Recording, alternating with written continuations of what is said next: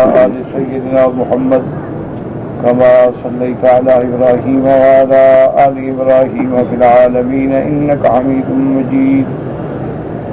أعوذ بالله من الشيطان الرجيم. بسم الله الرحمن الرحيم. ومن يدع مع الله إلها آخر لا برهان له به فإنما حسابه عند ربه إنه لا يفلح الكافرون. وقل رب اغفر وارحم وأنت خير الراحمين.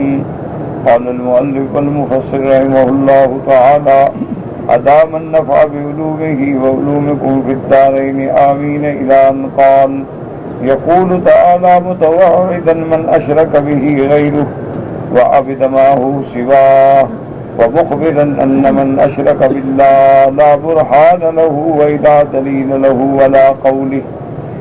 وقال تعالى: ومن يدعو مع الله إلها آخر لا برهان له به. وهذه جملة معترضة، وجواب الشرط في قوله فإنما حسابه عند ربه، أي الله يحاسبه على ذلك. ثم أخبر أنه لا يفلح الكافرون، أي لديه يوم القيامة لا فلاح لهم ولا نجات. اللہ تبارک و تعالی نے ان آیات مبارکہ میں سخت وعید بیان فرمائی ہے ان لوگوں کے لیے جو اللہ کی ذات کے ساتھ شریک بناتے ہیں. اور جیسا کہ میں نے عرض کیا تھا کہ شرک ذات میں بھی ہوتا ہے اور شرک صفات میں بھی ہوتا ہے اور شرک افعال میں بھی ہوتا ہے. تو اس لیے ہمیشہ کوشش کیا کریں، بات کو سمجھا کریں کہ اللہ تبارک و تعالی کے ہاں ہر گناہ قابل معافی ہے. بڑے سے بڑا گناہ ہے، قتل ہے، زنا ہے، شراب ہے، یہ کبائر ہیں. حقوق الوالدین ہے، فرار من الزحف ہے، قذف المحصنات ہے، یہ کبائر گناہ ہیں، بڑے بڑے گناہ ہیں جو آدمی کو ہلاک کر دینے والے. لیکن ہر گناہ کی مغفرت کی امید ہے کہ اللہ چاہے تو بغیر سزا کے بھی معاف فرما دے. یعنی اگر اللہ چاہے تو بغیر سزا دیے ہوئے بھی معاف فرما دے. جیسے کہ بڑی مشہور حدیث مبارک ہے کہ ایک آدمی نے 99 قتل کیا، اس کے بعد اللہ نے دل میں خیال ڈالا تو خیال آ گیا کہ بھائی میں نے بڑا گناہ کیے ہیں، تو توبہ کا راستہ سوچوں. تو اب وہ بیچارہ بھاگتا ہے، پوچھتا ہے حلی من توبۃ، یار میری بھی توبہ قبول ہو جائے گی اگر میں توبہ کروں؟ کسی نے کہا نہیں ہوگی، کسی نے کچھ کہا، کسی نے کچھ کہا. آخر ایک سمجھدار آدمی ملا، اس نے کہا بھائی تمہارا معاملہ بڑا پیچیدہ ہے، ایک بندے کا قتل بھی قتل ہے، تم تو 99 بندہ قتل کر چکے ہو، لہذا تمہاری توبہ قبول نہیں ہو. تو روایات میں آتا ہے کہ اس نے کہا یار میری توبہ تو قبول نہیں ہوتی، 99 پر بھی میں نے جہنم جانا ہے، پر 100 پورا کیوں نہ کرو. اس نے اس بندے کو بھی مارا. اب وہ آگے آیا تو ایک معقول بندہ ملا، اس نے کہا دیکھو لوگوں سے نہ پوچھو، ہر داڑھی والے کو تو مولوی نہ بناؤ نا. سامنے ایک بستی ہے، اس میں علماء ہیں، ان کے پاس جا کے مسئلے کا رجوع کیا کرو. یہ میرا اعتراض نہیں ہوتا، طنز نہیں ہوتی، بلکہ علماء کی توہین ہوتی ہے اس سے کہ آپ نے ہر داڑھی والے کو مولوی سمجھا، اس نے کوئی غلطی کی، آپ نے کہا مولوی نے یہ کیا اور مولوی نے یہ کیا اور مولوی نے یہ کیا. تو اس سے علماء کی عزت و عظمت پہ بڑا حرف آتا. اور دوسری بات یہ بھی سمجھ لیں کہ ہر تقریر کرنے والا، لیکچر دینے والا، بڑی بڑی اعلیٰ تقریریں کرنے والا بھی ضروری نہیں ہوتا کہ عالم ہو. تقریر کرنا علیحدہ ایک فن ہے، بولنا جو ہے تقریر کرنا ایک فن ہے. کسی کو آ گیا، کوئی سیکھ گیا، کسی کے خاندان میں چلی آ رہی تھی بات تو اس کے خون میں ایک بات آ گئی، اس نے چند کتابیں دیکھی، رسائل پڑھے، اخبارات دیکھے، کوئی حکایات دیکھی، کوئی فضائل کی کتابیں پڑھی، تقریر کر دی، اور لوگوں نے سمجھا کہ یار اتنی بڑی تقریر کرتا ہے، اس کی ہزاروں لوگ تقریر سنتے، عالم ہوگا، اس کو وضو کے مسئلے بھی نہیں آتے. یعنی آپ یقین کریں، طنز سے اللہ مجھے بچائے، تکبر سے بچائے، اعتراف. میں تمہاری راہبری کے لیے ایک بات کرتا ہوں، ہو سکتا ہے کبھی میری زبان سخت ہو جائے، روڈ ہو جائے، تو میری نیت انشاءاللہ تمہاری بھلائی ہوتی.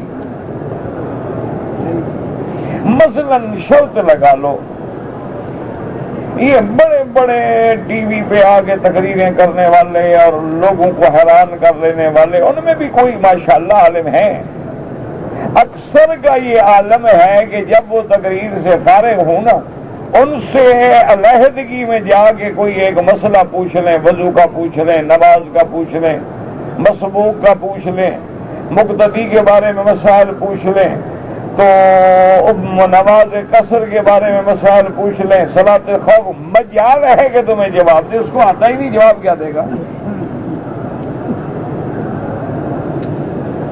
تو اس لیے ہمیشہ یاد. اچھا عالم کون ہوتا ہے یہ بھی میں بتلا دوں. علماء وہ ہوتے ہیں جو مدارس میں بیٹھ کے جن کی زندگی قرآن حدیث پڑھاتے میں گزر گئی. کہ کوئی آدمی حدیث پڑھا رہا ہے، تفسیر پڑھا رہا ہے، فقہ پڑھا رہا ہے، قواعد پڑھا رہا ہے، معانی پڑھا رہا ہے، بلاغت پڑھا رہا ہے، اس کا رات دن شغل جو ہے وہ تدریس سے ہے، تو وہ عالم اور مدرس ہے. اسی طرح فتویٰ ہے، یہ مفتی کا کام ہے. ہر مولوی یا ہر مدرس فتویٰ نہیں دے سکتا. فتویٰ دینا الگ ایک کام ہے. اس لیے میں نے عرض کیا تھا کہ ہر آدمی کو تم نہ اپنی طرف سے ٹائٹل دے دیا کرو. جس کی داڑھی دیکھی مولوی ہے، جس نے گلے میں ایک لمبا سا پگڑی ڈال دی وہ بھی مولوی ہو گیا، جس نے بال رکھ لیے ماشاءاللہ، ٹوپی شوپی پہن لی، 2-4 آدمی پیچھے چل پڑے، سبحان اللہ، وہ تو بہت بڑا مولوی ہو گیا نا. یہ باتیں نہیں ہوتی. عالم وہ ہے کہ پتہ کرو کتنا عرصہ ہو گیا اس کو حدیث پڑھاتے ہیں، کس مدرسے میں پڑھا رہے، حدیث پڑھا رہے ہیں، فقہ پڑھا رہے ہیں، علم پڑھا رہے ہیں، فنون پڑھا. یہ علماء ہوتے. اور فتویٰ لینا ہے تو پتہ کرو کہ مفتی کون ہے.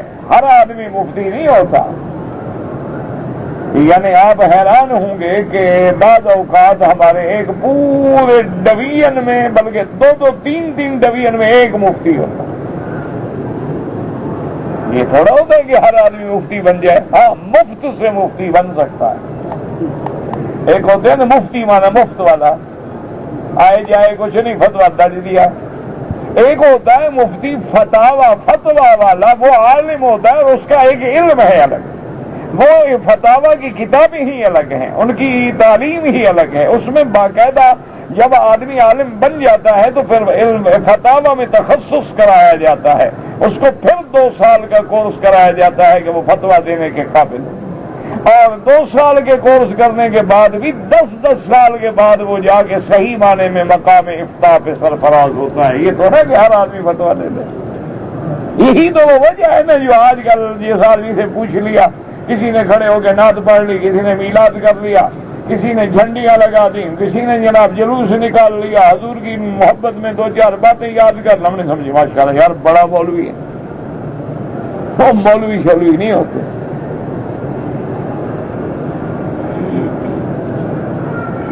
اسی لیے کسی بزرگ نے کہا تھا نا کہ سر منڈانے سے آدمی کلندر نہیں بن جاتا، پھونکے مارنے سے آدمی مسیحا نہیں بن جاتا. ہر پھونکنے والے کو مسیحا نہیں کہتے. تو اس لیے بات کو اچھی طرح دماغوں میں سجایا کریں، سمجھا کریں. کیونکہ بڑے بڑے علماء جو ہیں نا، میں تو مقصد ہے یوں سمجھ رہے نا کہ ان کے سامنے ان کے پاؤں کے جوتے کے برابر بھی نہیں ہوں. بڑے بڑے العلماء یعنی او فحول العلماء، جن کے علم کو دیکھنے کے لیے یوں گردن کرو تو ٹوپیاں گر جائیں، وہ بھٹک گئے ہیں۔ معتزلہ میں بڑے بڑے عالم ہیں، کرامیہ میں، قدریہ میں، جبریہ میں، مشبہہ میں، اور خوارج میں، روافض میں، نواسب میں بڑے بڑے عالم، یعنی آج تک کسی اہل سنت والجماعت کے عالم کی تفسیر میں نے نہیں دیکھی کہ جس نے قرآن کی پوری تفسیر بغیر نقطے کے لکھی ہو۔ وہ لکھنے والا شیعہ تھا، اس نے تفسیر قرآن لکھی ہے بغیر نقط کے، یعنی پوری قرآن کی تفسیر ہے الف سے لے کر الناس تک، لیکن نقطہ کوئی نہیں۔ کیا مانا؟ جیسے الف پر نقطہ ہے، اچھا با پہ ہے، تا پہ ہے، لیکن آگے ہاں پہ نہیں ہے، دال پہ نہیں ہے، را پہ نہیں ہے، سین پہ نہیں ہے، سواد پہ نہیں ہے، طا پہ نہیں ہے، عین پہ نہیں ہے، یا پہ نہیں ہے، تو اس نے ان حروف سے کلام جوڑ کے اللہ کے قرآن کی پوری تفسیر لکھ ڈالی اور ایک حرف بھی نقطے والا نہیں لایا۔ اب اندازہ کریں اس کے علم کا۔ لیکن پتہ ہے حشر کیا ہوا؟ جب مرنے لگا نا، اکبر بادشاہ کا بڑا مصاحب تھا نا، اکبر بادشاہ جو گزرا ہے نا دین اکبری والا، اس کا بڑا خاص آدمی تھا، وہ بڑا مصاحب تھا، فضل فیضی، یہ سارے بگڑے تگڑے لوگ جو ہیں نا، خوش آمدی یہ ساتھ ہوتے ہیں نا بڑے لوگوں کے، تو بہرحال اس کو پتہ لگا کہ وہ بیمار ہے، تو بادشاہ عادت کرنے کے لیے آیا، اتنا بڑا اس کا مرتبہ تھا۔ اکبر چھوٹا موٹا بادشاہ نہیں تھا، پورے ہند کا بادشاہ گزرا ہے، وہ بددین تھا، بے دین تھا، الگ بات ہے، تو لیکن بادشاہ عادت کرنے کے لیے آیا، تو جب آگے اس نے دیکھا نا تو اس کے منہ سے پخانہ جو ہے نا نیچے کے بجائے منہ سے بہ رہا تھا، تو اس نے اس کے بھائی سے کہا کہ یہ کیا ہے چیز، یہ کیا ہے؟ اس نے کہا صحابہ کا بغض نکل رہا ہے، میرا بھائی صحابہ کا دشمن تھا، اللہ نے پکڑ لیا۔ انا للہ و انا الیہ راجعون۔ اللہ معاف کرے، دعا کرو، آج دنیا میں کوئی ہے اللہ اس کو ہدایت، سب کی ہدایت کی دعا کیا کرو بھائی، جھگڑے لڑائیوں سے نہیں حل ہوتے۔ تو اب دیکھیں کتنا بڑا علم ہے، لیکن انجام کیا ہے؟ اسی طرح معتزلہ میں بڑے بڑے علماء گزرے ہیں، یعنی اتنے علماء ہیں، اتنا علم ہے، ایسی کتابیں لکھی ہیں کہ میرے جیسے مولوی تو ان کتابوں کو کھول کے پڑھ کے سمجھ بھی نہیں سکتے، لیکن بھٹک گئے، دو فرقے بن گئے۔ ایک فرقے نے کہہ دیا کہ جناب عقیدہ توحید پہ صحیح ہو، پکا ہو، گناہ جتنی مرضی آئے کرو، گناہ کچھ بھی نہیں کرتے۔ انہوں نے کہا بخشش ہونی ہے عقیدے پر، عقیدہ صحیح ہو، بس آدمی موحد ہو، جو مرضی آئے کرو، زنا کرے، شراب پیے، چوری کرے، ڈاکہ مارے، چھوڑو یار، اس نے کہا کیا موحد ہے، خلاص جنت میں جائے گا۔ نتیجہ کیا نکلا؟ قوم گناہوں میں پڑ گئی۔ انہوں نے کہا بڑا عقیدہ ٹھیک کر دو، باقی جو مرضی ہے کرو۔ انا للہ۔ اچھا، اور دیکھیں کہ ان کی دلیل کتنی باوزن ہے، اللہ معاف کرے، اللہ معاف کرے۔ وہ کہتی ہیں کہ اگر کافر کوئی اچھا عمل کرے تو فائدہ ہوتا ہے۔ بھئی ایک کافر ہے، وہ اچھا عمل کرے، خیرات کرے، صدقہ کرے، ہسپتال کھول دے، کالج بنا دے، مدرسہ بنا، اس کو قیامت میں فائدہ ہوگا؟ وہ کہتے ہیں کفر سے عمل صالح جو ہے ختم ہو جاتا ہے۔ وہ کہتے ہیں یار کفر سے عمل صالح مٹ جاتا ہے، ایمان سے گندا عمل نہیں مٹتا، یہ کوئی بات ہے؟ بس اسی میں بھٹک گئے۔ اچھا، ان کے مقابلے پہ ایک اور فرقہ آیا معتزلہ کا، ان کے بالکل برعکس۔ انہوں نے کہا جو بندہ زندگی میں گناہ کر لے، گناہ کبیرہ، اور توبہ نہ کرے، وہ جنت میں نہیں جائے گا۔ انہوں نے کہا گناہ کچھ بگاڑتے نہیں، لوگوں کو گناہوں پہ لگا دیا۔ انہوں نے کہا ایک گناہ بھی کرے گا نا، ایک گناہ اور ہو گناہ کبیرہ، وہ جنت میں نہیں جائے گا۔ کیوں نہیں جائے گا بھائی؟ انہوں نے کہا قرآن کہتا ہے اعدت للمتقین، ہم نے جنت متقین کے لیے تیار کر رکھی ہے۔ جنت میں وہ جاتے ہیں جو اتقا والے ہیں، متقین ہیں، صالحین ہیں، محسنین ہیں، اور جس نے گناہ کر لیا وہ فاسقین میں شامل ہو گیا، وہ متقین میں رہا نہیں، لہذا جنت میں نہیں جائے گا۔ دیکھیں کیسے بھٹک گئے۔ اسی طرح نواصب دیکھیں، خوارج دیکھیں، جنہوں نے حضرت علی رضی اللہ تعالیٰ عنہ کو نعوذ باللہ کافر بنا دیا، اور نواصب ہیں، خوارج ہیں، اہل بیت کے دشمن ہیں، سیدنا علی کو مسلمان نہیں مانتے۔ بھائی کیوں؟ انہوں نے کہا کمال ہے، حضرت علی تو جب سے آیا نا مسند خلافت پہ، انہوں نے کہا تباہی اور بربادی مچا دی گئی، ایک بستی نہیں فتح کر سکا، اور مدینے سے دارالخلافہ بھی اٹھا کے کوفے لے گیا، اور حضور کی لاڈلی بیٹی بی بی فاطمہ پہ سوکن ڈالی، اور حضور نے فرمایا جس نے فاطمہ کو ناراض کیا اس نے مجھے ناراض کیا، اور جس نے مجھے ناراض کیا اللہ کو ناراض کیا، علی نے تو اللہ کو ناراض کر دیا۔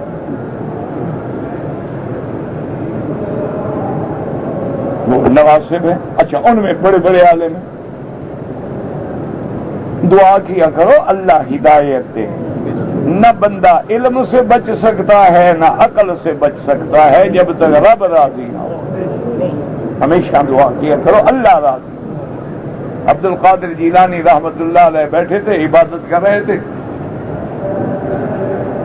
ایک جنگل میں بیٹھے ہوئے تھے، درخت کے نیچے عبادت میں مشغول تھے،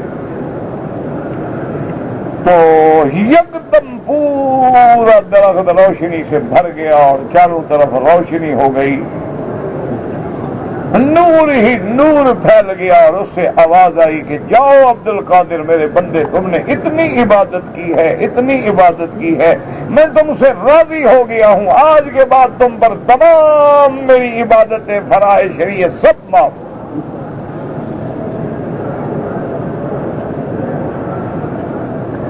تو پیران پیر نے پتہ کیا کہا؟ اس نے کہا اعوذ باللہ من الشیطان الرجیم،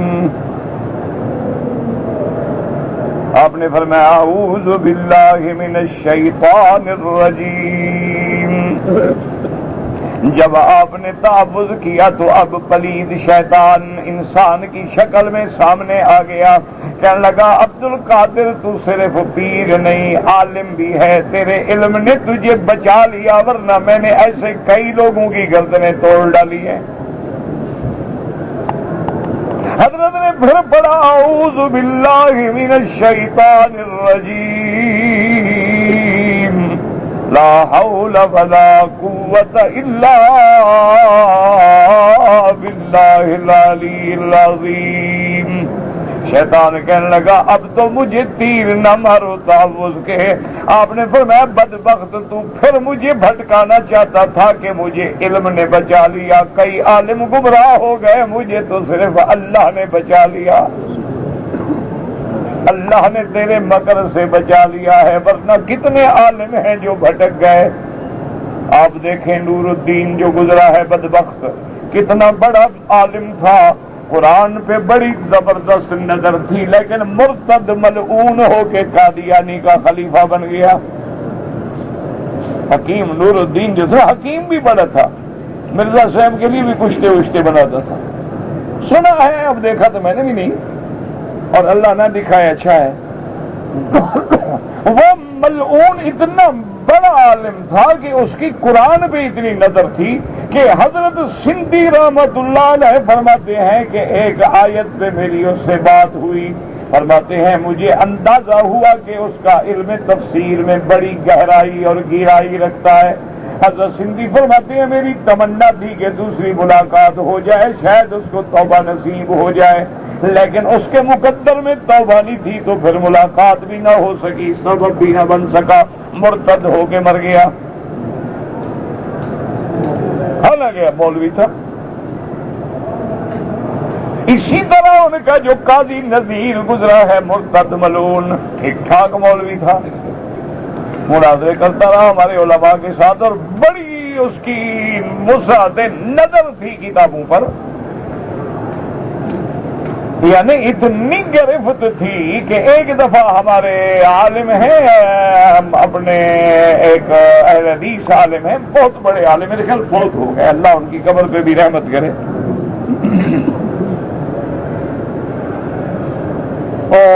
بہت بڑے عالم، ساری زندگی حدیث پڑھاتے رہے، اللہ تبارک و تعالی خدمات قبول فرمائیں اور اللہ ان کی قبروں کو جنت بنائے۔ یہ اختلاف ہوتے ہیں، علم کے اختلاف ہوتے ہیں، کوئی بغض نہیں ہونا چاہیے آپس میں آدمی کو کبھی، علمی اختلاف ہے، ان کی ایک رائے ہے، ہماری ایک ائمہ ابو حنیفہ رحمۃ اللہ، امام مالک، امام شافعی، امام حنبل کا ایک مقام ہے، تو بہرحال اتفاق ایسا ہوا کہ قادیانیوں سے، مرزائیوں سے اس مولوی صاحب نے، اس استاد حدیث نے مناظرہ رکھ لیا۔ اچھا، ان کو تو ناز تھا کہ بھئی ساری زندگی میری حدیث پڑھاتے گزر گئی ہے، یہ بدبخت میرے ساتھ کیا مناظرہ کریں گے؟ مناظرہ رکھا، جب شرائط مناظرہ طے ہوئے تو قادیانیوں نے شرائط میں یہ لکھوا لیا کہ مناظرے میں صرف قرآن اور حدیث پیش ہوگا، اس کے علاوہ کوئی کتاب پیش نہیں ہوگی۔ اب وہ مولوی صاحب بیچارے تو اس چال کو جانتے نہیں تھے کہ یہ کیا چال ہے، یہ نام تو قرآن حدیث کا ہے نا۔ اب جیسے آپ کے ملک میں لوگ ہیں نا، وہ کہتے ہیں جی اللہ نے قرآن اتارا ہے بڑا، اور بھی کوئی چیز اتارے، قرآن اتارا ہے بس قرآن مانیں گے اور ہم کچھ نہیں مانتے، لہذا قرآن میں تو داڑھی کا حکم نہیں ہے تو لہذا داڑھی مٹانا جائز ہے۔ یہ بھٹکے ہوئے مولوی ہوتے ہیں نا، کہتے ہیں جناب اللہ نے قرآن بھیجا ہے، دکھاؤ قرآن کی کسی آیت میں داڑھی کا حکم ہو۔ حالانکہ وہ اتنے بڑے جاہل ہیں، اللہ ان کے حال پہ رحم کرے۔ میرے محبوب نے تو ایک لفظ فرما دیا کہ ما آتاکم الرسول فخذوہ وما نہاکم عنہ فانتہوا۔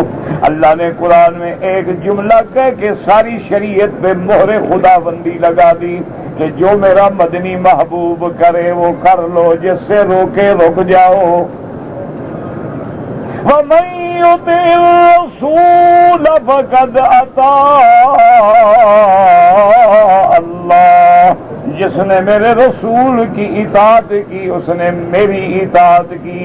فرمایا وَأَطِیعُوا اللَّهَ وَأَطِیعُوا الرَّسُولَ، میری بھی اطاعت کرو، میرے رسول کی بھی اطاعت کرو۔ فرمایا لَقَدْ كَانَ لَكُمْ فی رسول اللہ اسوۃ حسنۃ، میرے مدنی کا ہر عمل تمہارے لیے نمونہ ہے۔ اللہ تبارک و تعالیٰ نے قرآن میں عمل رسول پہ اپنی مہر لگا دی۔ اب اگر کوئی جاہل کہے کہ یہ بات تو نبی نے کہی ہے، اس کا بھی اللہ نے قرآن میں جواب دے دیا کہ کوئی منکر انکار نہ کر سکے۔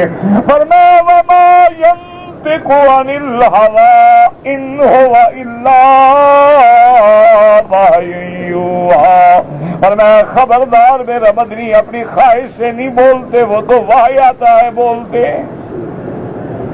ان اتبع الا ما یوحی الی، اللہ کے نبی اعلان کر دو میں تو صرف اسی کی پیروی کرتا ہوں جو اللہ مجھ پہ وحی فرماتے ہیں۔ تو اب جب نبی نے داڑھی رکھ بھی لی، حکم بھی دے دیا، تو یہ حکم نبی کا بھی ہے، قرآن کا بھی ہے، خدا کا بھی ہے صلی اللہ علیہ وسلم۔ اب جناب مناظرہ ہو گیا، مولوی صاحب سیدھے سادے آدمی حدیث پڑھانے والے، ان کو پتہ نہیں تھا ان مکار غدار خائن لوگوں کی چالاکیوں کا۔ انہوں نے شرائط مناظرہ میں یہ بات رکھ لی، مولوی صاحب بڑے خوش ہو گئے، یار یہ تو بڑے اچھے لوگ ہیں، کہتے ہیں قرآن حدیث ہو بس۔ انہوں نے کہا دیکھو مولوی صاحب یہ بات سوچ لو، قرآن پیش ہوگا یا حدیث، اور کوئی کتاب نہیں ہوگی۔ مولوی صاحب بڑے خوش، انہوں نے کہا ہم تو مناظرہ جیت گئے، قرآن حدیث پر تو میں ان کو بات بھی نہیں کرنے دوں گا۔ تو اب جناب جب مناظرہ شروع ہوا تو وہ قاضی نذیر آیا، جس کا میں نے آپ کو بتایا کہ دیکھو کتنا بڑا عالم ہے، کہ اتنے بڑے شیخ الحدیث کو اس نے جناب 3 گھنٹے میں ہلا کے رکھ دیا۔ جو حضرت آیت پیش کریں وہ جناب 4 قول پیش کرتے، ابن عباس نے یہ کہا ہے، ضحاک نے یہ کہا ہے، قتادہ نے یہ کہا ہے، سدئی نے یہ کہا ہے،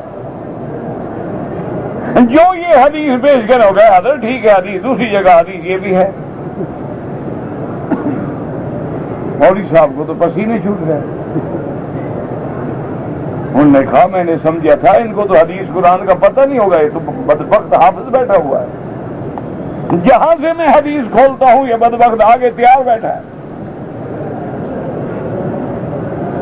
تو بہرحال گزارا رہا، یعنی نہ وہ جیتا نہ وہ جیتے۔ ایک دن کی نشست جو تھی وہ ختم ہو گئی، پھر نشست دوسرے دن ہونی تھی، تو دوسرے دن اس مولوی صاحب نے فرمایا کہ بھائی میں مناظرہ نہیں کر سکتا قاضی نذیر سے، یہ کسی اور مولوی کو ڈھونڈو، یہ دکھ سکھ میں پھر دیوبندی ہی کام آتے ہیں۔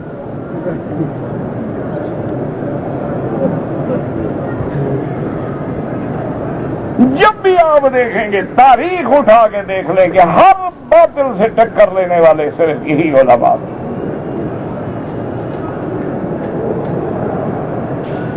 تو انہوں نے جا کر جناب، ہمارے بھی ساتھی ہیں اللہ صحت و عافیت سے رکھے، علامہ خالد محمود صاحب الحمدللہ زندہ ہیں، ان کو منت کی کہ جی مہربانی کریں، وہ مسئلہ آ گیا قادیانیوں کے ساتھ، ہم نے تو گلے میں ڈال دیا مناظرہ، اب مناظرہ ہم سے ہو نہیں رہا ہے، آپ مہربانی کریں کل کا مناظرہ آپ کر لیں۔ انہوں نے کہا بھائی میرے ساتھ تو تمہارا 4 دن پہلے فاتحہ پہ مناظرہ ہوا ہے۔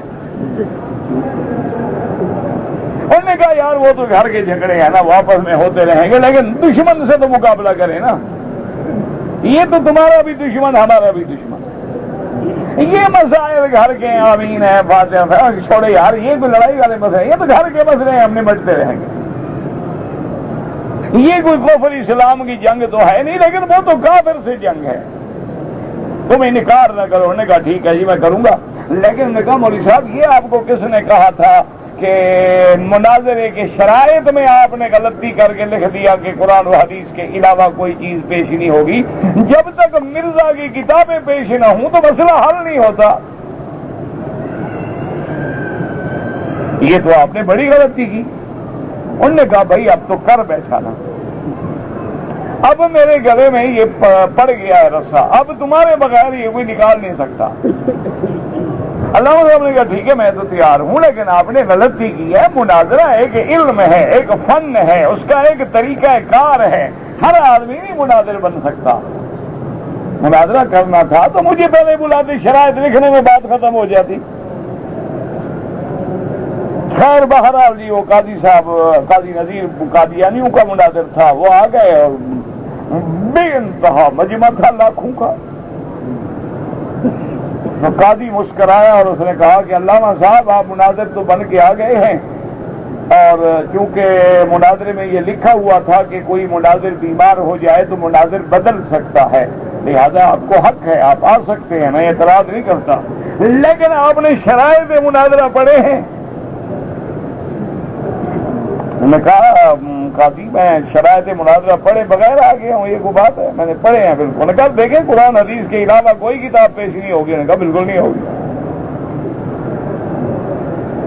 اب قاضی صاحب نے اپنے دلائل دیے، دلائل کے بعد علامہ صاحب کا نمبر آیا، تو علامہ صاحب نے کہا کہ دیکھو بھائی دلائل تو علم کے ہیں نا، وہ تو ہم بعد میں بات کریں گے، مجمع میں عام لوگ بھی تو بیٹھے ہیں، پہلے ان کو تو پوچھ لیں، ان کو پتہ بھی ہے کہ قرآن کیا ہوتا ہے۔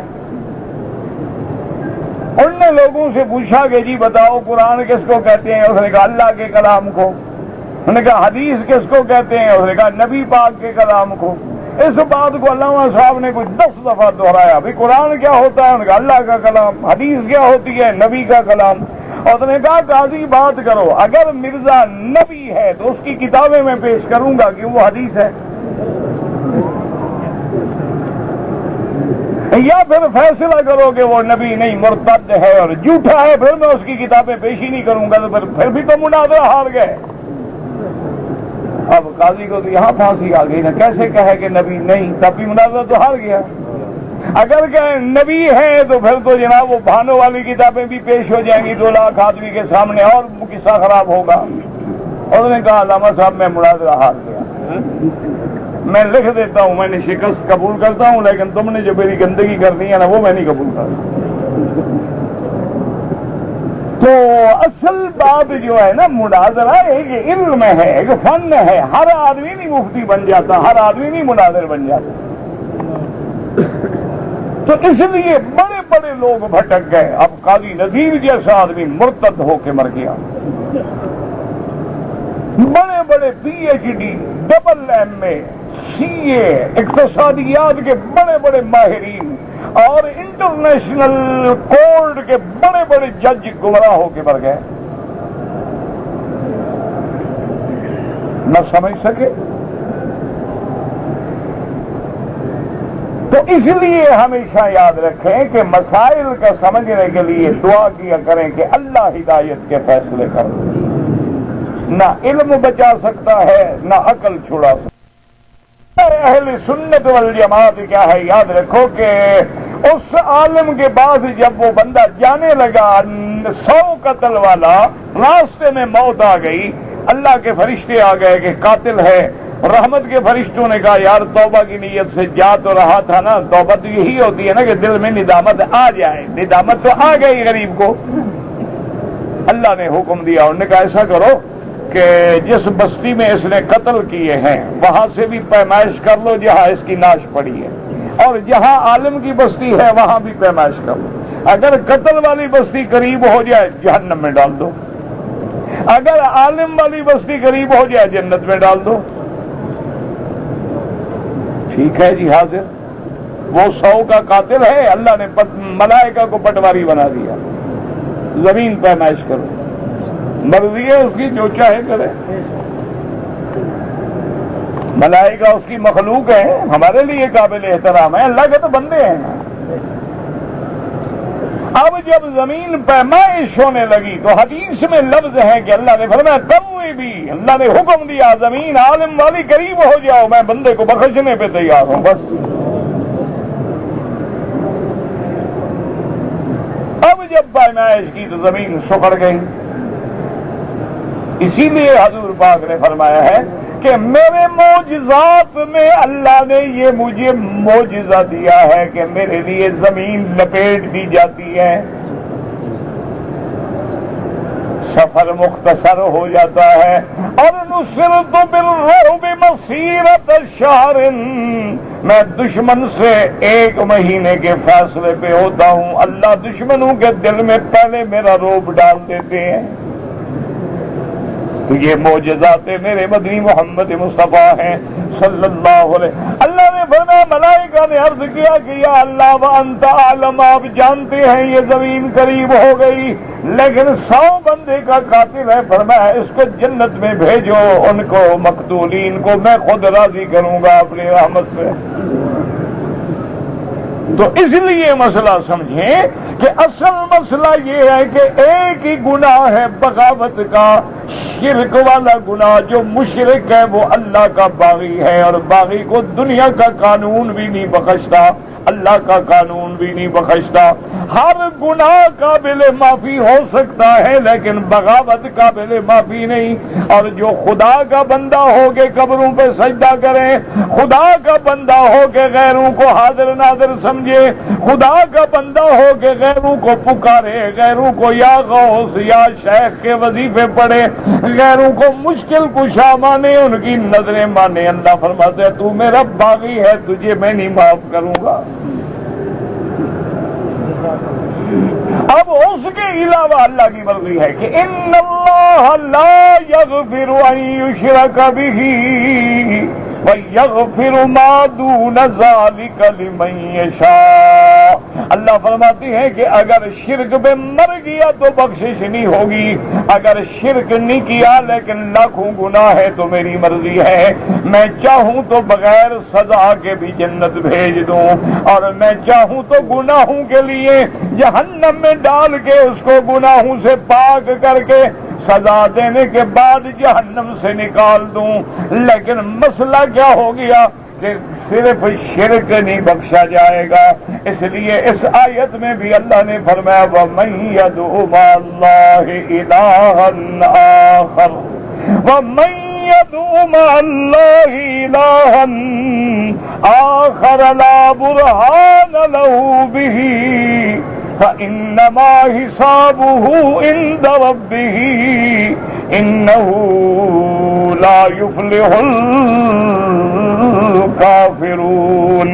اللہ نے فرمایا جو کسی کی عبادت کرے، کسی کو اللہ کو بھی پکارے اور اللہ کے ساتھ کسی دوسرے کو بھی پکارے، یا اللہ یا اللہ یا رسول اللہ یا نبی یا پیر یا غوث یا شیخ عبد القادر جیلانی یا معین الدین اجمیری یا فلان یا فلان، فرمایا یہی تو ہے جس کا میں نے کہا تھا وَمَن يَدْعُ مَعَ اللَّهِ، اللہ کے ساتھ کسی دوسرے کو بھی الہ بنائے، معبود بنائے، مشکل کشا بنائے، فرمائے اس فلا برہان لہو، حالانکہ اس کے پاس اس کی کوئی دلیل بھی نہیں، کوئی حجت بھی نہیں کہ جن کو تم خدا بنا رہے ہو دیکھو وہ کیا ہے۔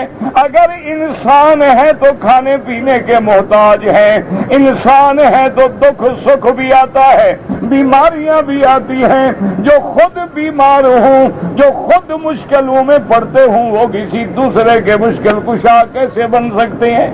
وَمَن يَدْعُ مَعَ اللَّهِ إِلَٰهًا آخَرَ، اللہ فرماتے ہیں لا برہان لہ بہ، اس کے اس غلط عقیدے پہ کوئی دلیل بھی نہیں، کوئی حجت بھی نہیں، اور فرمایا فَإِنَّمَا حِسَابُهُ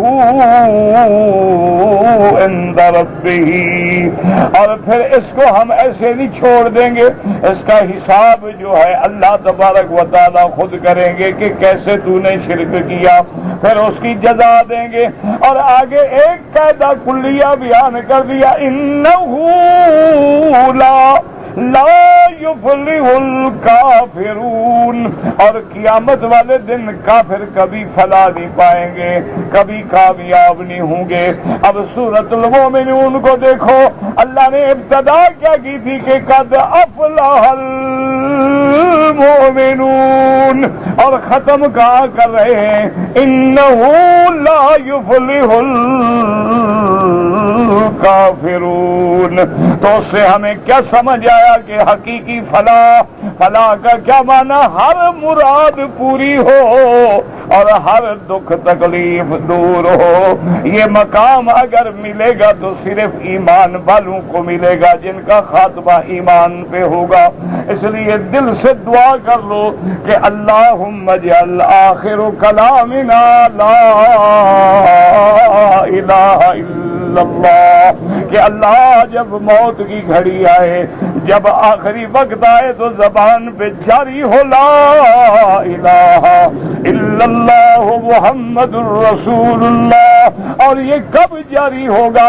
جب زندگی میں زبان پہ جاری رکھو گے، چلتے پھرتے اٹھتے بیٹھتے ضربیں لگاؤ کلمے کی، جب کلمہ پڑھو گے اور غیر اللہ کو دل سے نکالو گے اور الہ پہ اپنا عقیدہ جماؤ گے تو پھر اللہ مرتے وقت بھی زبان پہ جاری کر دیتے ہیں لا الہ الا اللہ۔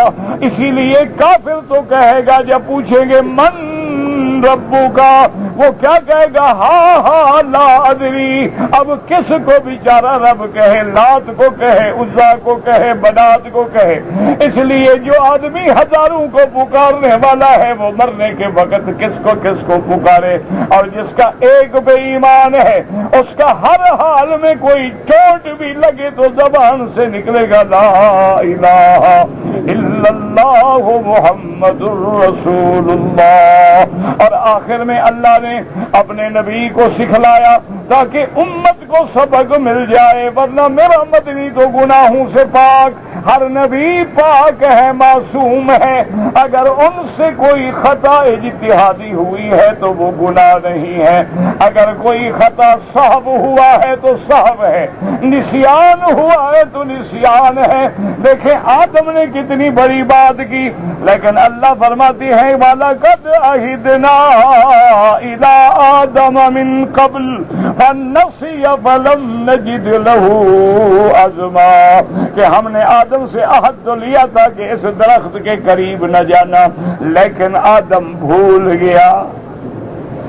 اللہ اکبر، جب معافی دینے آتے ہیں تو راستہ بھی تو خود بتا دیتے ہیں، بس دعا کرو اللہ ہمیں بھی معاف کر دے۔ رحمت حق بہانمی جوید، بہانمی جوید، رحمت حق تو بس بہانہ مانگتی ہے۔ کسی اندھے کو پکڑ کے راستے پہ کھڑا کر دیا راضی ہو، کسی گرے ہوئے کو پکڑ کے اٹھا دیا راضی ہو، کبھی کوئی روٹی کا ٹکڑا گرا تھا اٹھا کے صاف کیا منہ میں رکھ لیا راضی ہو گیا، میرے رزق کی قدر کی ہے، جاؤ میں نے تمہیں معاف کر دیا۔ معمولی باتوں میں راضی ہو جاتے ہیں، اور ناراضی ہوں تو ساری زندگی ٹکرے مارتے رہو۔ ناراضی ہوں وہ تو بادشاہوں کا بادشاہ ہے نا، جو چاہے۔ اب آپ نے نبی کو کیا دعا سکھائی؟ قل رب اغفر وارحم وانت خیر الراحمین۔ اب مفسر رحمۃ اللہ علیہ فرماتے ہیں انما حسابہ عند ربہ، کیا مانا؟ اللہ یحاسب علی ذلک۔ اس کے بعد اللہ نے خبر دی انہ لا یفلح الکافرون لدیہ یوم القیامہ، قیامت والے دن کافروں کے لیے نہ فلاح ہوگی نہ نجات ہوگی۔ قال قتادہ ذکر لنا ان نبی اللہ صلی اللہ علیہ وسلم قال جما تعبد قال اعبد اللہ وکذا وکذا حتى ادى اسنابا وقال رسول اللہ فایہم اذا اصابك ضر فدعوته كشفه عنك۔ ہاں میرے آقا نے ایک آدمی سے پوچھا کہ تم کس کی عبادت کرتے ہو؟ اس نے کہا میرے مدنی میں اللہ کی بھی عبادت کرتا ہوں لیکن بتوں کے آگے بھی جھکتا ہوں، ان کی بھی عبادت کرتا ہوں، ان بتوں کے بھی نام لیے۔ حضور پاک نے فرمایا اچھا ایک بات بتاؤ، فَأَيُّهُمْ إِذَا أَصَابَكَ ضُرٌّ فَدَعَوْتَهُ كَشَفَهُ عَنْكَ۔ حضور نے فرمایا اچھا یہ بتلاؤ کہ اگر تمہیں کبھی مصیبت آ جائے، کوئی پریشانی آ جائے، کوئی دکھ آ جائے، تو پھر ان سارے خداؤں میں کون خدا تمہیں بچاتا ہے؟ اس نے کہا حضور جب مصیبت آئے تو پھر اللہ کے سوا کوئی نہیں بچاتا، اللہ عز وجل۔ قال فأيهم إذا كانت حاجة فدعوته باتا، کہا اگر تمہیں کسی چیز کی حاجت تو تم مانگو، کون دیتا ہے؟ اس نے کہا اللہ۔ فرمایا فما يحملك ان تعبد هؤلاء معه اما حسبت ان تغلب عليه؟ قال اردت شكره بعبادة هؤلاء معه، وقال رسول الله انتم تعلمون ولا يعلمون۔ وقال الرجل بعد ما اصل لقيت رجلا خصمني۔ حضور نے فرمایا جب تم جانتے ہو کہ دینے والا بھی وہ ہے، دکھ سے بچانے والا بھی وہ ہے، پھر ان سب کو تم نے کیوں معبود بنا رکھا ہے؟ اس نے کہا اصل میں اللہ کا شکر کرتا ہوں کہ یہ بھی تو اللہ کے بنے ہوئے ہیں۔ حضور نے فرمایا دیکھو جاننے کے باوجود جاہل بن رہے ہیں، نہیں جانتے کہ جب یہ چھڑانے کے قابل نہیں، نفع نقصان کے قابل نہیں، ہر چیز کا نافع ذات اللہ تبارک و تعالی کی ذات ہے۔ وقد روى ابو اسحاق الترمذي في جامع مسند عن عمران بن حسين نبي عن رسول الله صلى الله عليه وسلم وقوله تعالى وقل رب اغفر وارحم وانت خير الراحمين، هذا ارشاد من الله تعالى الى هذا الدعاء۔ والغفر اذا اترك معناه محو الذنب وستره عن الناس، والرحمة معناه ان يسدده ويوفقه في الاقوال والافعال۔ اللہ نے فرمایا کہ میرے محبوب آپ یہ دعا کیا کریں تاکہ امت سیکھ جائے، رب اغفر وارحم وانت خیر الراحمین۔ اب مفسر فرماتا ہے کہ غفر کا کیا معنی غفران کا یہ ہوتا ہے کہ اللہ گناہوں کو مٹا دے اور لوگوں سے ہمارے گناہوں کو چھپا دے۔ اللہم استر عوراتنا آمن رواتنا خفف لواتنا۔ اور اس کے بعد فرماتی ہیں رحمت کا معنی کیا ہے؟ رحمت کا معنی ان یسددہ، اللہ سیدھے راستے پہ چلا دے، اقوال میں افعال میں صراط مستقیم پہ چلا دے، اس کی رحمت ہے۔ تو ہمیشہ یہ دعا مانگا کریں رب اغفر وارحم وانت خیر الراحمین۔ اللہم ارحمنا واستر عوراتنا آمن رواتنا واصلح اولادنا واحوالنا برحمتک یا ارحم الراحمین۔ واللہ اعلم۔ اللہ صلی اللہ علیہ وسلم۔ کہتا جی کہ حجر اسود کا بوسہ لیتے ہوئے مرد اور عورتیں جو ہیں وہ گتھم گتھا ہوتے ہیں، بالکل حرام ہے۔ بوسہ دینا سنت ہے، اور غیر محرم عورت سے لگنا یا عورت کا مرد کو لگنا جو ہے وہ حرام ہے، ثواب کے بجائے وہ گناہ کماتے ہیں۔ جب اللہ کے نبی نے بتلا دیا ہے کہ دور سے اشارہ کرو بوسے کا ثواب ہے، تو پھر ٹکر مارنے کی کیا ضرورت ہے؟ لیکن لوگ بھی کیا کریں، قبر پہ نہ چومے مزہ نہیں آتا، یہاں بھی موقع نہ ملے کیا کریں؟ یعنی نعوذ باللہ حجر اسود کا چومنا، نماز چلی جائے کوئی بات نہیں، حجر اسود کو ضرور چومنا ہے، اس سے بڑی کوئی جہالت ہوگی؟ اللہ پاک ہدایت دے۔ کہتے جی کہ لوگ نمازیوں کے آگے گزرتے ہیں، کوشش کریں کہ نہ گزریں، مجبوری ہو تو سجدے کی جگہ سے دور گزریں۔ اگر بکریاں ہیں تو زکوٰۃ دے گا، 40 بکریوں سے زیادہ ہوں زکوٰۃ دینی ہوگی۔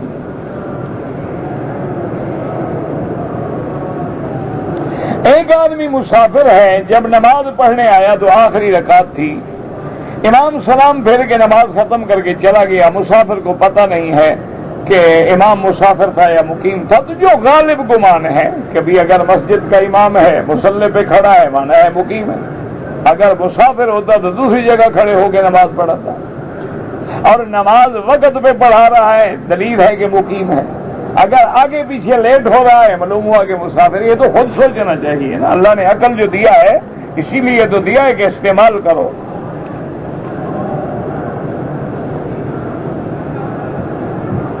کہتے جی کہ بعض لوگ جو ہیں تندرست ہیں، ٹھیک ٹھاک ہیں، لیکن نفلیں بیٹھ کے پڑھتے ہیں تو اجر القائد نصف اجر القائم، اگر تندرست آدمی بیٹھ کے نماز پڑھے تو اس کو آدھا ثواب ملتا ہے۔ اب تمہاری مرضی، لاکھ کا 50,000 لو یا لاکھ لو۔ کہتے جی کہ بعض لوگ جو ہیں صفوں میں جگہ روکتے ہیں، نہیں روکنی چاہیے۔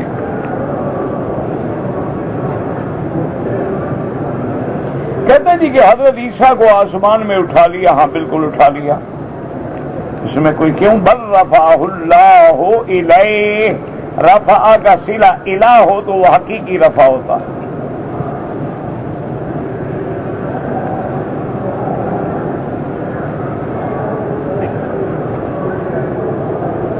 اگر میاں بیوی میں جھگڑا ہو گیا تو بیوی کو میاں نے غصے میں کہہ دیا تم طلاقن ہو، تو اس سے تو طلاق نہیں ہوتی، اس کی نیت کیا تھی؟ انہوں نے کہا طلاق دے رہا ہے تو ایک ہو گئی۔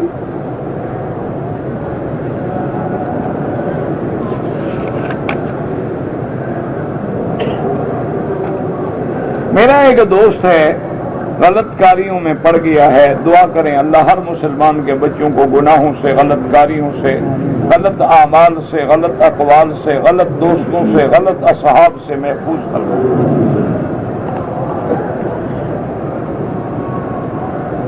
خانہ کعبہ پر پہلی نظر پڑنے سے دعا قبول ہوتی ہے جب آدمی پہلی دفعہ آتا ہے، سب سے پہلے آگے جو نظر ڈالی جائے۔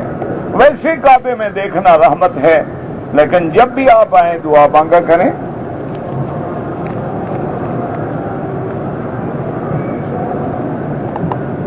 امام ابو حنیفہ کس کا بیٹا ہے؟ نعمان ابن ثابت کا بیٹا ہے۔ حضرت علی سے آپ کی نسبت ہے، حضرت علی کے بیٹے نہیں ہیں آپ تو۔ نعمان ابن ثابت، آگے باپ کا نام لکھا ہوا موجود ہے، اللہ کے بندے۔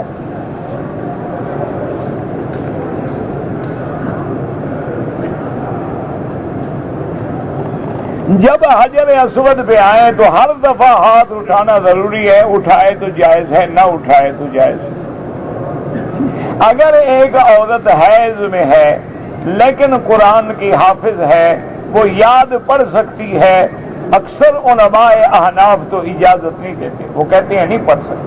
ہاں اگر کسی پڑھانے والی ہے بیچاری، بچیاں پڑھ رہی ہیں تو ان کو کوئی نہ کوئی حرف بتا سکتی ہے، لیکن پوری آیت تلاوت نہ کرے. لیکن بعض ائمہ حنابلہ جو ہیں وہ فرماتے ہیں کہ جنابت میں تو نہیں پڑھ سکتی لیکن حیض والی پڑھ سکتی ہے. وہ کہتے ہیں کیونکہ جنابت سے نکلنا عورت کے اپنے ہاتھ میں ہے کہ جا کے غسل کرے بس پاک ہو گئی, لیکن حیض سے نکلنا اپنے ہاتھ میں نہیں. اور حیض کی مدت 10 دن بھی ہو سکتی ہے, تو 10 دن قرآن نہ پڑھے تو اس کو قرآن ہی بھول جائے گا, یا 10 دن مدرسہ ہی بند کر دے تو سارے بچیوں کا علم ہی ختم ہو گیا.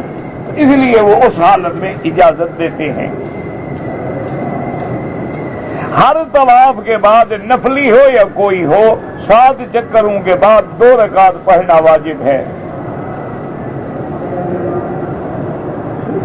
ہم نے اپنا بیٹا 20 دن کا تھا, اپنے بھائی کو دیا ہے, اس کی اولاد نہیں تھی, وہ اس کی اولاد نہیں بن سکتا. ویسے شفقت میں پالتا رہے, محبت کرے, اولاد تمہاری ہی رہے گی, وہ اس کا بیٹا نہیں بن سکتا, نہ اس کا وارث بنے گا.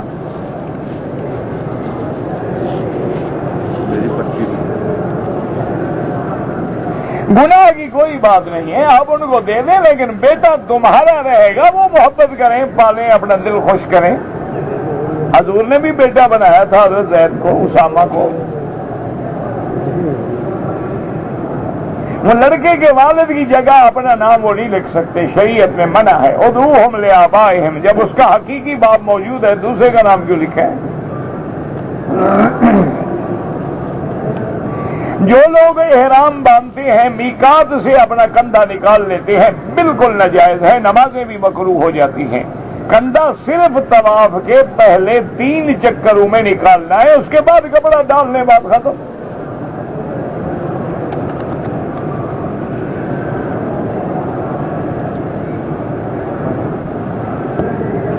ایک عورت احرام کی حالت میں قمیص خوشبو لگا لی, پڑھ تو رہا ہوں نا, اب آپ مجھے کوئی ڈکٹیٹ تو نہ کریں نا. معلوم ہونے پر قمیص بدل دی تو کچھ بھی نہیں ہے, بتا دیا نا کچھ بھی نہیں ہے تو کوئی جرمانہ نہیں ہے. اب خبر ختم ہو گئی, جب اس کو پتہ لگا خوشبو ہے بدل دی. لا حول ولا قوت. کہتا کہ بعض لوگ جو ہیں ہمارے ملک میں داڑھی والوں کو کوئی بکرا کہتا ہے, کوئی کچھ کہتا ہے, اعتراض کرتا ہے. یاد رکھو, ایک ہے داڑھی منڈانا, یہ گناہ کبیرہ ہے. داڑھی پہ اعتراض کرنے والا بندہ کافر ہو جاتا ہے اور نکاح بھی ختم ہو جاتا ہے, آئندہ اولاد بھی ولد الزنا ہو. باقی تمہاری مرضی, تم جانو, تمہارا کام جانو. ایک ہے داڑھی منڈاتا ہے, گناہگار ہے, اللہ ہدایت دے. ایک ہے داڑھی پہ اعتراض کرنا کہ بکرا ہے, فلان ہے, یہ جھاڑی ہے, یہ ہے, وہ سر محمد مصطفیٰ کی سنت پہ اعتراض کر رہا ہے. جو سنت رسول پہ بکواس کرے وہ کافر ہو جاتا. اور جب کافر ہو گیا تو نکاح کے در رہا, جب نکاح نہ رہا تو اولاد حلال کی کیسے ہوگی؟ یہ کوئی معمولی بات نہیں ہے, یہ تو گھر کے گھر برباد ہو گئے.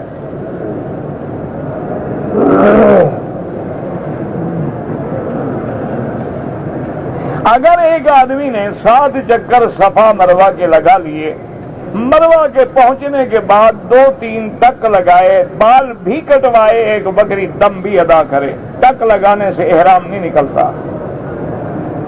طواف اگر کریں, ایک طواف کر کے سارے خاندان کو بخش دیں, بالکل نہیں.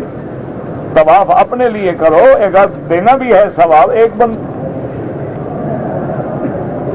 ہم غلہ منڈی میں کام کرتے ہیں اور مختلف قسم کا غلہ لے کے سٹاک کرتے ہیں, اس میں گندم بھی ہوتی ہے.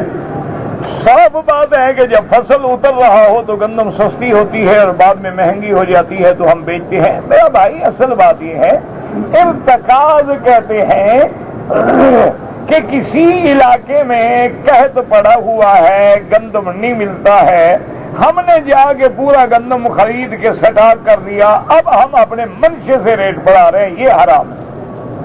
باقی تو فصل میں ہر آدمی چیز خریدتا ہے, فصل کے بعد بیچتا ہے, ریٹ میں بھی فرق آ جاتا ہے, لیکن مانا علاقے میں تو گندم موجود ہے.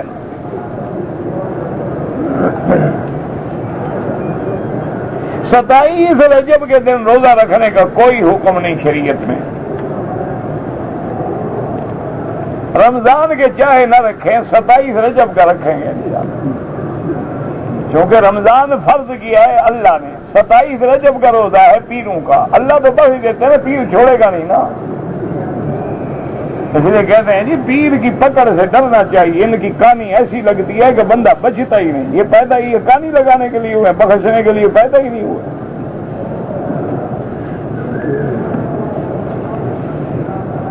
میری نمازیں قضا ہو گئیں دبئی کے سفر میں، جتنی قضا ہوئی ہیں اسی طرح ادا کرو، یعنی سفر والی نماز سفر کی طرح پڑھو۔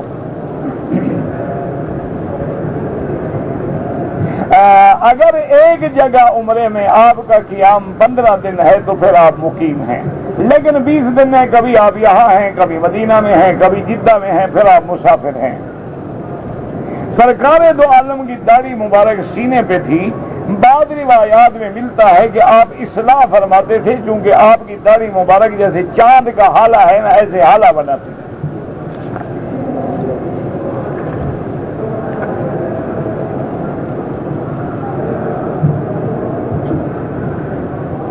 کہتے ہیں جی کہ میری بیوی مجھ سے ناراض ہے، بات نہیں کرتی، میرے بیٹے بیٹیاں ہیں وہ بھی بات نہیں کرتے، میری بیوی بچے امریکہ میں ہیں، مہربانی کر کے دعا بتائیں، میری بیوی مجھ سے بات نہیں کرتی تو مجھے تم بھی وظیفہ بتاؤ۔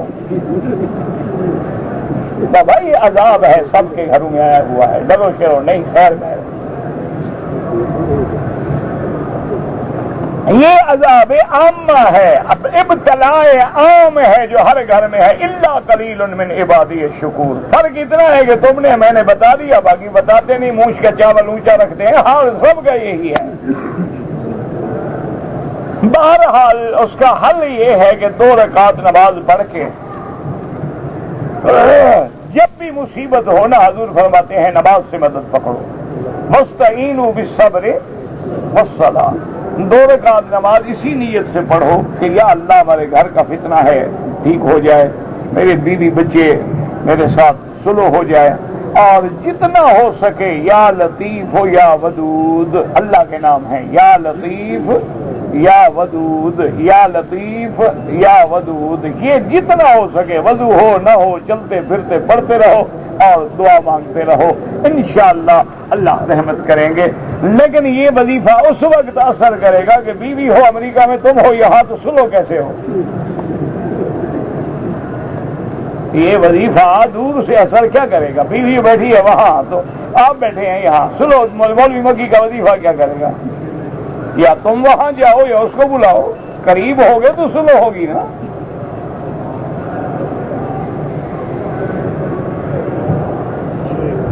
اگر سونا 1 مہینے کے لیے ادھار پر حاضر بھاؤ سے زیادہ لیا جائے بالکل ناجائز ہے، یدن بیدن صباً بصبا۔ کہتے ہیں جی کہ میں نے مدینہ منورہ سے احرام باندھا ہوا تھا، بس میں بیٹھا ہوا تھا تو بس کا پردہ جو ہے میرے منہ پہ لگتا رہا، کوئی بات کچھ بھی نہیں ہوتا۔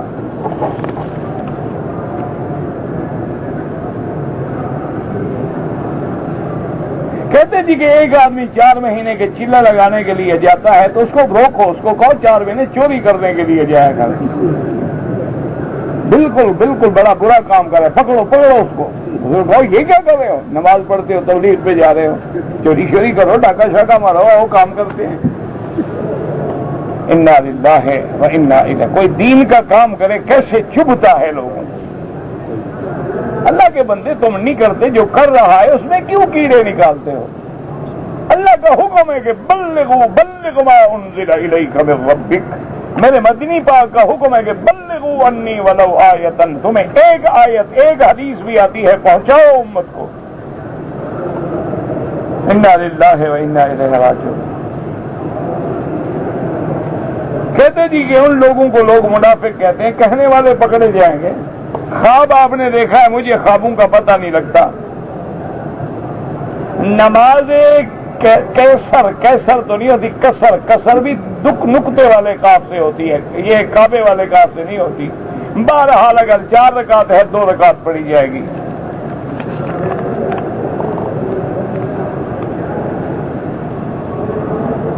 میرے بیٹی کی عمر 4 سال ہے، دوسرے کی 9 سال ہے، بال کٹوائے، پھر احرام کھول دیا، دوبارہ عمرہ کیا، شروع کیا احرام بال کٹوانا بھول گئے، اگر بچوں نے بال نہیں کٹوائے اب کاٹ دو، ان پہ کوئی جرمانہ نہیں، وہ تو بالے ہی نہیں ہوئے۔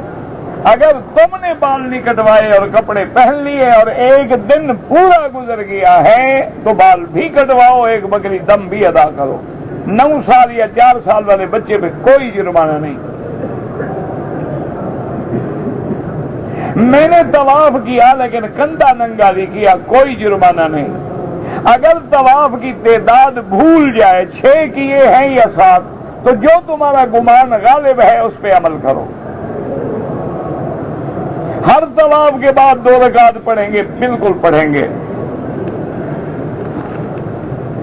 ایک آدمی نے جھوٹی قسم کھائی تھی اپنی جان بچانے کے لیے، اب وہ کفا 10 مسکینوں کو صبح و شام کھانا کھلائے۔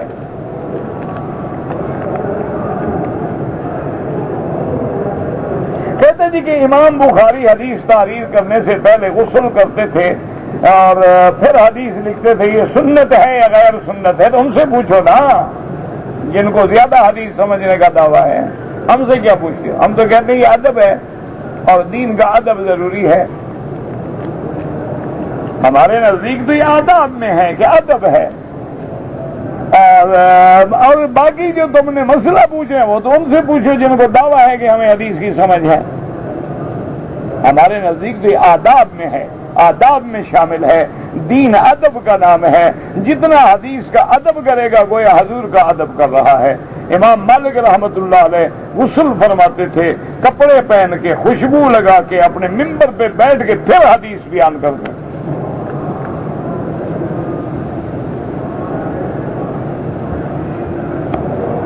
میرے بیٹے نے اعلیٰ تعلیم حاصل کی ہے، اللہ نوکری اچھی دے دے، اللہ نوکری بھی دے، دین والا بھی بنائے، ہر بچے پہ رحم کرے۔ اگر کسی نے آپ سے کہا ہے تو طواف کر کے اس کے لیے دعا کریں۔ ہمارے ملک میں مسجدوں میں اذان سے پہلے اذان کے بعد جو صلاۃ و سلام پڑھتے ہیں وہ بدعت ہے۔ ایک فرقہ بنا ہے عثمانی کہلاتے ہیں، وہ باقی سب کو کافر کہتے ہیں۔ ماشاءاللہ، چلو وہ تو مسلمان ہے نا، اللہ ہدایت دے، اور کیا کریں۔